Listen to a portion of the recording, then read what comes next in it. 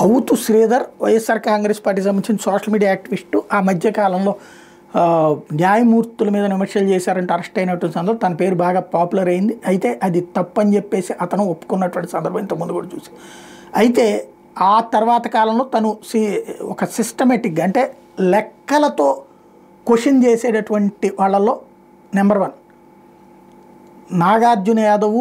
అవుతు శ్రీధర్కి ఉన్నటువంటి అలవాటు ఏంటంటే వేగ్గా మాట్లాడకుండా ప్రతిదానికి డాక్యుమెంటల్ ఎవిడెన్స్ తీస్తారు.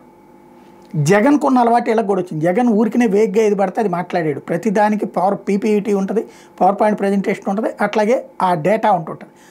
అట్లాగే వీళ్ళు డేటాలతో మాట్లాడేటటువంటి అలవాటు ఉన్నటువంటి అవుతు శ్రీధర్ తాజాగా ఏదో వ్యాఖ్య చేశాడు. ఆ వ్యాఖ్యకి సంబంధించి చంద్రబాబు గారిని కించపరుస్తూ చేశాడంటూ వెంటనే అరెస్ట్ చేసి నెల్లూరు జైలుకి తరలించినటువంటి పరిస్థితి.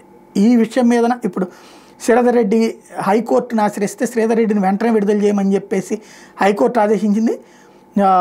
అతని ఏకంగా రిమాండ్నే కొట్టేసింది ఆంధ్రప్రదేశ్ హైకోర్టు. శ్రీధర్ రెడ్డి అరెస్ట్లో పోలీసులు అత్యుత్సాహం చూపారంది హైకోర్టు. రిమాండ్ విధించినటువంటి కింద కోర్టును కూడా తప్పుపట్టినటువంటి తొలి సంఘటన ఈ ప్రభుత్వం అధికారంలోకి వచ్చాక హైకోర్టులో జరిగినటువంటి కీలకమైనటువంటి పరిణామం ఇది.